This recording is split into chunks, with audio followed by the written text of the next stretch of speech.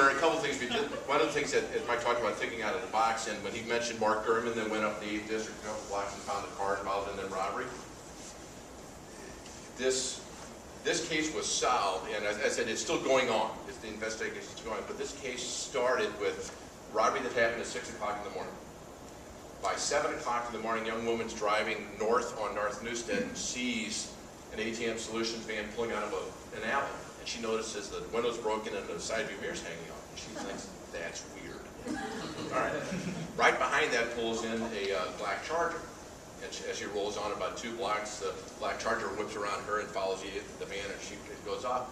Well, she calls her mother on the phone and says, I'm watching this and hearing a helicopter. What's going on? And the mother said, well, ATM Solutions was just robbed. She calls the police, and by 7:15, I believe, the morning of the robbery, the ATM Solutions van was found empty on Evans, just north of here. Empty. Just all the bags and all the postage stamps that they didn't take, and all that stuff was left in there. Neat thing, and the windows were broken on it. Kind of neat thing about that, we found out later that when it was taken and put in the garage, the nothing had got out of there, and the door's locked. They had to break the windows to get back into the van to get the money out. But at 7:15, when they recovered the van, this is the police officers, the city coppers that are thinking outside of the box. The one of them sat around and thought to himself, ATM Solutions on Grandel Square was robbed at 6, the van was recovered on Evans at 7:15, empty. Somewhere between those two places, it was emptied out. So the next morning, around the same time as this thing was going, as it happened the day before, the city coppers are just driving around, doing the patrol, just looking around, trying to find something. As they're going down an alley down a page, they see a black Charger pull out of a driveway. And one of the cops said, did the woman say yesterday the black Charger followed the van? Yes, it did. Well, sure enough, here's a black Charger pulling out, and it's in a spot between these two locations. Possible connection at this point. So they hit their light, bad guy takes off in a shot. Better connection, we got made. Well, then he has a car accident down by Pappy's and gets off and runs, and that's when we find, I think, $1.4 million in the trunk of his car. They go back to the driveway where they saw the Charger pulling out, and as they're looking at the back of the house, the garage that's back there, the top of the garage is all banged up. The side where a rearview mirror would be hanging off was banged up.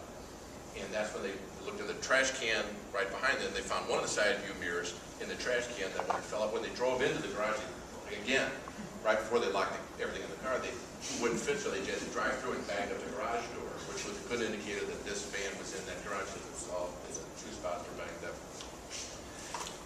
3 of the bad guys we've arrested on that, and conversations I've had with them, looked at me and said, no, they're just too damn much money.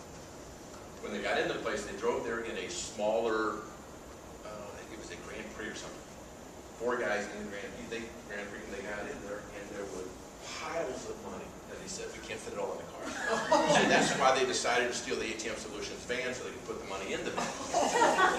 And that's when the guy looked at me and said, there was just too much money. I said, what's the name of the damn book? Well, and that's when they drove back out of the garage at the ATM Solutions. They knocked off one of the rear view mirrors because the guy couldn't get it out. They just couldn't do a lot of things right, except I'm still looking for $3 million. So they did something right.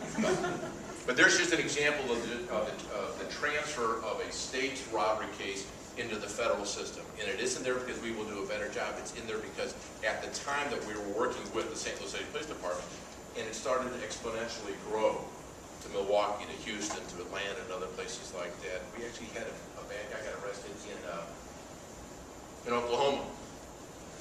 And he gets arrested with about 10 pounds of dope. And he looks at the guy that arrested him, and he said, look, I don't know anything about this, but he said the guy that I delivered the dope for up to St. Louis, he was talking about some big robbery that he did.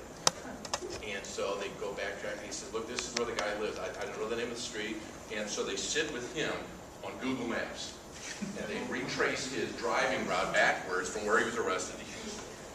And as they go back there, he said, we went down the street, and they do the gizmo and figured out. And he said, it's a white house with a basketball pole without a backboard in the driveway. 2 minutes later, they're pulling up, sure enough, a street view of this thing was a house with a basketball pole. I was like, this might be our house. So they went down and arrested one of the guys that was driving out of there that was involved in the ATM Solution. But I mean, a lot of good police work, a lot of just damn dumb luck. You know, when the woman driving down the street made the connection and called the police, we found it, the officer using that out-of-the-box routine that they do so well, decided just to drive around in the neighborhood to see, and it turned out that the black Charger, if he would have been there 2 minutes later, 2 minutes earlier, that guy would have gotten away, probably wouldn't have made the connection with that house. And it was just one of the, it just started to fall into place. But that's just an example of when it turned into a federal case, only because of the usefulness of that. And one of the things that we work with the circuit attorney's office on separating these cases, but there's a little difference between why it ends up at our house and why it may stay in the circuit attorney's office.